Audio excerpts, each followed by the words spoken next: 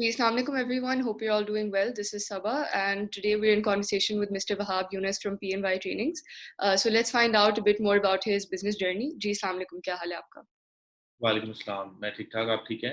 अल्हम्दुलिल्लाह ठीक ठाक। सबसे पहले हमें बताएं कि अपने आप को इंट्रोड्यूस करवाएं और ये बताएं कि आपने एजुकेशन कहाँ से हासिल की, फिर एजुकेशन के बाद एक्सपीरियंसेस कैसे रहे, और ये भी बताएं कि PNY ट्रेनिंग्स क्या है और क्या करते हैं आप लोग एग्जैक्टली।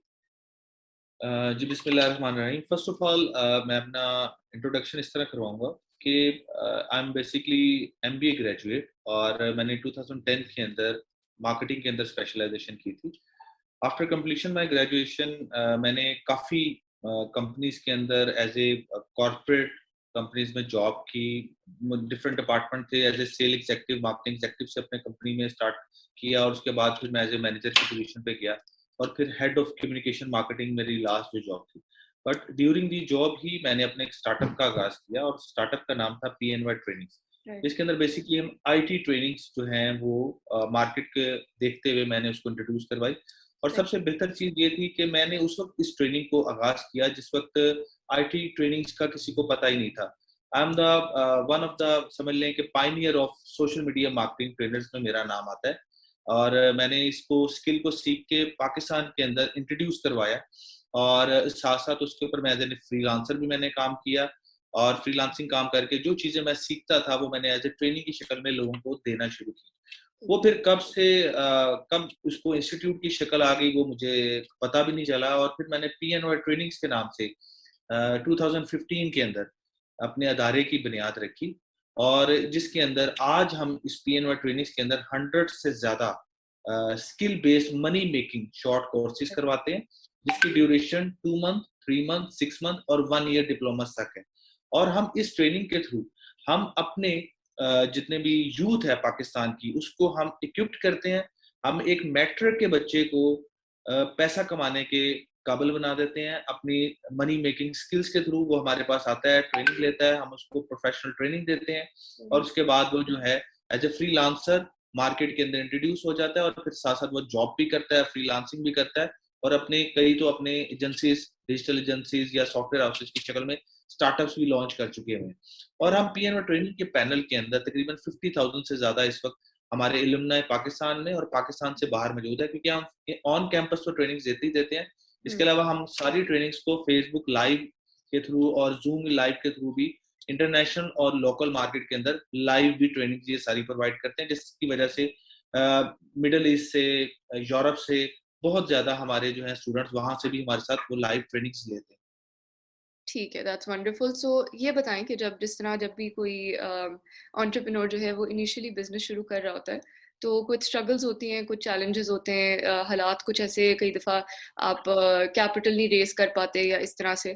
तो ऐसी कुछ अपने चैलेंजेस के बारे में बताएं और ये बताएं कि आपने उनको फिर किस तरह ओवरकम किया। देखिए मेरी लाइफ का तो पैटर्न इंटायरली डिफरेंट है। मैंने तो एज ए स्टार्टअप बिल्कुल किसी से कोई फाइनेंसिंग नहीं करवाई थी। उसकी सबसे बड़ी मेन रीजन ये थी कि कोई फाइनेंस करने को तैयार ही नहीं था। ठीक है। तो सच बोलना चाहिए, हमें तो कोई फाइनेंस करने को तैयार नहीं था, हमारे आइडिया पे कोई बंदा ट्रस्ट करने को भी तैयार नहीं था। मेरे पेरेंट्स का जो शुरू से ही एक स्टाइल था वो बहुत बहुत गवर्नमेंट एम्प्लॉयज जॉबियन थे, तो वो हमेशा से ये चाहते थे कि मैं भी एज ए गवर्नमेंट एम्प्लॉय ही किसी भी गवर्नमेंट के अदारे में एक काम करूं और वहां, लेकिन मेरा शुरू से ही काम करने का स्टाइल और सोच डिफरेंट थी।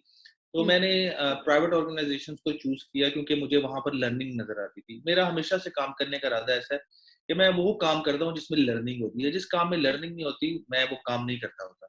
तो मैंने प्राइवेट ऑर्गेनाइजेशन में जॉब इसलिए प्रेफर किया गवर्नमेंट की निस्बत, जबकि मैं उल्टी बात कर रहा हूँ, 90% ऐसे नहीं होता, लेकिन मेरी मकसद था लर्निंग। तो जब मैंने उस चीज को सीखा और मुझे समझ में आई कि यार प्राइवेट ऑर्गेनाइजेशन से जो मैंने सीखना था वो मैंने सीख लिया और साथ ही मुझे था कि मैं अपना स्टार्टअप अपना कुछ कर सकूं, तो फिर मैंने PNY ट्रेनिंग की, जैसे आपको कहा, बुनियाद रखी। मुझे जो सबसे बड़ा चैलेंज आया था वो सबसे बड़ा चैलेंज ये आया था एज ए एंटरप्रेन्योर कि सपोर्ट नहीं थी ना। फैमिली से सपोर्ट थी ऐसा देखा जाए, नो डाउट वो अपनी जगह ठीक थे क्योंकि वो चाहते थे कि हमारा बच्चा जो है वो आगे किसी गवर्नमेंट लेवल पे लगे, वो अपनी जगह ठीक थे, मैं उनको गलत नहीं कहता, लेकिन मैं एक सपोर्ट की बात कर रहा हूँ, वो सपोर्ट नहीं थी। तो और दूसरा फाइनेंस भी नहीं थे। तो मैंने क्या किया, मैंने स्किल को सीखा जो मैं आजकल अपने सब यंगस्टर्स को कहता हूँ मैंने उस टाइम पे स्किल को सीखा और स्किल की मदद से मैंने फ्रीलांसिंग करना शुरू की और फ्रीलांसिंग से मैंने पैसा बनाना शुरू किया और सही। उस पैसे को मैंने खाने की बजाय उसको अपने उस टाइम पर जिसे कह लें कि घूमने फिरने के ऊपर लगाने की बजाय मैंने उस पैसे को स्टार्टअप के ऊपर इन्वेस्ट करना शुरू किया। जो मैं पूरे महीने में कमाता था उसका मैं 80% अपने स्टार्टअप को इन्वेस्ट कर देता था। सही। चाहे वो 20,000 हो, चाहे वो 30,000 हो। अगर मैं 50,000 कमाता था तो मैं 30,000 अपने स्टार्टअप को दे देता और साथ-साथ मैं एक काम करता था और वो मैं करता था लर्निंग। मैं सही। बाकी पैसे जो बचते थे उसको मैं शॉर्ट कोर्सेज़ इंटरनेशनल लेवल पे कुछ बूट कैंप्स इस तरह की चीज़ें रिकॉर्डेड यूडेमी वगैरह वहाँ से मैं फिर अपने उस पैसे को इन्वेस्ट करता था अपनी लर्निंग के ऊपर। तो मैं पैसे को री-इन्वेस्ट करता था लर्निंग के ऊपर और स्टार्टअप के ऊपर। जिसकी वजह से मुझे ये फ़ायदा हुआ कि स्टार्ट में आहिस्ता-आहिस्ता ग्रेजुअली स्लोली स्टेप से मुझे अगर कोई एज़ ए एंटरप्रेन्योर कोई चीज़ों में मार भी मुझे खानी पड़ी तो मैंने खाई क्योंकि मुझे वो क्योंकि पैसे मेरे थे, जवाबदेह नहीं था, लर्निंग थी सबसे बड़ी चीज़। उस लर्निंग के अंदर ज़ाहिर-सी बात है आप डाउन भी होते हैं, आप अप भी होते हैं। लेकिन एक जो इम्पोर्टेंट चीज़ थी जो मैं अपने यंगस्टर्स को भी साथ-साथ बताना चाह रहा हूँ और वो ये थी कि नेवर गिव अप। मैंने गिव अप नहीं किया। मैंने अपनी चीज़ों को उसी तरीके से चलाया जिस तरीके से और मुझे उसमें काफ़ी बैशिंग भी हुई, काफ़ी मुझे उसके अंदर मेरे ऊपर क्वेश्चन भी उठाए गए कि जी आपको कहा गया था कि आप मत कर रहे हैं ये चीज़ें, आप अपना पैसा ज़ाया कर रहे हैं। तो मैं उनको कहता था यार ये लर्निंग है। इट्स अ बिल्कुल। Life learning. कोई बात नहीं, ठीक है पैसा ज़ाया हुआ, मेरा ज़ाया हुआ है और मेरे लिए उसमें भी एक लर्निंग थी। तो ये कुछ चैलेंजेस थे जो मैंने आपको बताए हैं कि जिसकी वजह से लेकिन ये एक चीज़ मैंने बड़ी अच्छी रही और वो थी कि मैं पॉज़िटिव था, तो हुँ। जिसकी वजह से अल्हम्दुलिल्लाह अल्लाह ताला ने मुझे उसके अंदर कामयाबी दी। Alhamdulillah, bilkul. I think you're right. The key is to be positive and stay consistent. So before we move on to the next question, let's take a short break. Okay. जी, welcome back everybody. So we are in conversation with mister Wahab Younus and so मुझे ये बताएं कि आप अपनी team building strategies किस तरह से इम्प्लीमेंट करते हैं? आप अपनी टीम को कैसे मोटिवेट करते हैं? क्योंकि आई थिंक कि एक बिजनेस की सक्सेस के पीछे जो उसकी टीम होती है वो भी बहुत ज़्यादा काउंट करती है। तो जी। उसका प्रोसेस बताएं। देखिए टीम जो है ना मैं एक चीज़ समझता हूँ कि without team you are nothing. Right. आपकी टीम ही है जिसकी वजह से आप बैठ के काम कर रहे होते हैं और आप आगे से आगे चीज़ों को लेकर चल रहे होते हैं। मेरा हमेशा से एक ही चीज़ रही है अपनी टीम के साथ टीम बिल्डिंग में कि मैं ऐसी टीम को हायर करता हूँ कि जो मुझे लगता है कि ये मेरे विज़न के साथ है। क्योंकि हमारा मकसद पीएनवाई अदारे का मकसद जो अगर देखा जाए तो मेरा विज़न जो है पर्सनली वो पैसा कमाना नहीं है। सही। पैसा कमाना इसलिए नहीं है क्योंकि पैसे के पीछे अगर आप भागेंगे तो फिर आप पैसा ही कमाएँगे, फिर आप विज़न नहीं कमा सकते। तो बिल्कुल। मेरा शुरू से ही मकसद रहा कि मैंने पैसे की बजाय कुछ अपने अपने मुल्क को कुछ देना है, राइट। ठीक है? एक विज़न था मेरा और मैंने उसी विज़न की बेस के ऊपर अपनी टीम को हायर करता हूँ। मैं अपनी टीम से डिस्कस करता हूँ कि यार ये मेरा विज़न है। हाँ, ठीक है, पेट्रोल चाहिए सबको, सैलरी सबको चाहिए, फाइनेंसेस के बगैर तो आप चल ही नहीं सकते ना, मैं भी नहीं चल सकता, आप भी नहीं चल सकते, गाड़ी नहीं चल सकती, गाड़ी के अंदर पेट्रोल डलना है। बिल्कुल। तो ठीक है, पैसा एक अपनी जगह है, वो हम उनको ज़रूर उस ऑफ़र करते हैं अच्छी, लेकिन उसके साथ जो मैं अपनी टीम बिल्डिंग के लिए अपनी टीम को अपने साथ जोड़ के रखता हूँ, उन्हें मैं गाइड करता हूँ, कि यार पैसे से भी सबसे इम्पोर्टेंट चीज़ है, वो है विज़न, कि हमने पाकिस्तान को सर्व करना है और पाकिस्तान के यंगस्टर्स को किसी ऐसे लेवल पे पहुँचाना है, चाहे वो छोटी-सी एफर्ट ही क्यों ना हो, छोटी-सी कोशिश ही क्यों ना हो, हम अपना रोल अदा करेंगे और हम आज भी कर रहे हैं और इंशाल्लाह हम आगे भी करेंगे।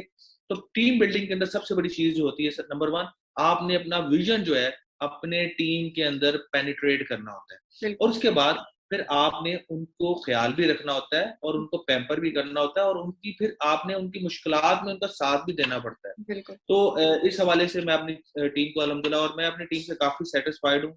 जितने भी लोग मेरे लाइफ में आए और अभी भी हैं, मैं उनका सबका शुक्रिया अदा करता हूँ क्योंकि उन्हीं की वजह से आज मैं यहाँ पर हूँ। बिल्कुल ठीक है, वंडरफुल। सो ये बताएँ कि आपने जब से ये बिज़नेस शुरू किया, तब से लेकर अब तक जो आपकी जर्नी रही, tell us about your personal development. किस तरीके से आपने पर्सनली डेवलप किया इसके थ्रू? अच्छा ये बड़ा आपने बड़ा इंटरेस्टिंग क्वेश्चन किया है। देखिए इंसान की लाइफ में ये समझता हूँ कि हर दिन इंसान जब सुबह उठता है ना, हुँ। तो उसका पिछला से वो सीख के उठता है। बिल्कुल। वो बेवकूफ़ इंसान मैं उसको कहूँगा कि जो अपने प्रीवियस चीज़ों से नहीं सीखता। क्योंकि आप गलतियाँ करते हैं, हुँ। आप गलतियाँ करते हैं क्योंकि आप इंसान हैं, आप गलतियाँ करते हैं। आपने उस गलती से सीखना होता है। तो एज़ ए प्रोफ़ेशनली देखा जाए और पर्सनली देखा जाए, तो मैंने लाइफ के अंदर अपनी पर्सनैलिटी में बहुत ग्रूमिंग लेकर आया। जो वहाब यूनुस आज से 10 साल पहले था, आज के वहाब यूनुस में जमीन आसमान का फर्क है, क्योंकि उसके पीछे बहुत ज्यादा सेक्रीफाइसेस है, उसके पीछे बहुत ज्यादा चैलेंजेस हैं, उसके पीछे बहुत ज्यादा ऐसी स्टोरीज है जो मैं शायद आपको बता भी नहीं सकता, क्योंकि हर लाइफ के अंदर अप्स एंड डाउन्स हर जिंदगी में हर इंसान के होता है, और वो फैमिली की तरफ से भी होता है और वो प्रोफेशनली भी होता है। आपको धोखे भी मिलते हैं, आपको काम के अंदर आपको चैलेंजेस भी आते हैं, आपको प्रोफेशनल लाइफ के अंदर आपको ऐसे लोग भी मिलते हैं जो आपके साथ इसलिए जुड़ते हैं कि वो आपसे वक्ती बेनिफिट ले ले, और उसके बाद वो फिर आपको यूज करके एज ए टिश्यू पेपर की तरह आपको फेंक दे। तो ऐसा भी हुआ है।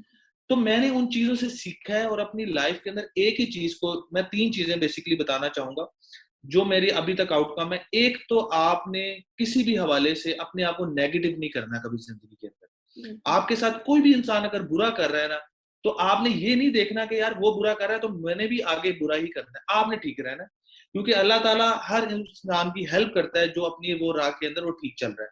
तो आपने नेगेटिव नहीं होना, पॉजिटिव रहना है। दूसरा, आपने अपने कारोबार के अंदर या आप कोई भी काम कर रहे हैं, जॉब कर रहे हैं, उसके अंदर आपने कोशिश करनी है कि अपना 100% देना है, क्योंकि वो हलाल रिस्क की सबसे बड़ी वो चीज होती है। और जब आप अपने रिस्क को, अपने काम को हलाल कर लेते हैं, तो ऑटोमेटिकली आपके काम में भी बरकत पड़ती है। तो आप अपने काम के अंदर जो आप काम कर रहे हैं वो ऐसा काम करेंगे जिसके अंदर आप इंटरेस्ट लेकर करें और 100% दें। तो ये मैंने अपनी लाइफ के अंदर दूसरी ग्रूमिंग लेकर आया। और तीसरी मेन चीज जो मैं अपने यंगस्टर्स को भी कहता हूँ वो है डेडिकेशन।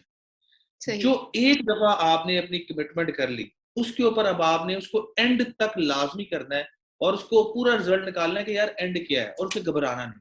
तो ये 3 चीजें मैंने अपनी लाइफ के अंदर जो मेरे अंदर पहले नहीं थी, मैंने उनको लाइफ के अंदर अभी तक इसको लेकर आया। और मुझे लगता है कि किसी भी, अगर आप कामयाबी चाहते हैं किसी भी इंसान के अंदर, तो ये 3 चीजें उसको लानी चाहिए। बिल्कुल ठीक है। मेरा एक्चुअली यही सवाल था नेक्स्ट कि आप क्या टिप्स देंगे यंगस्टर्स को?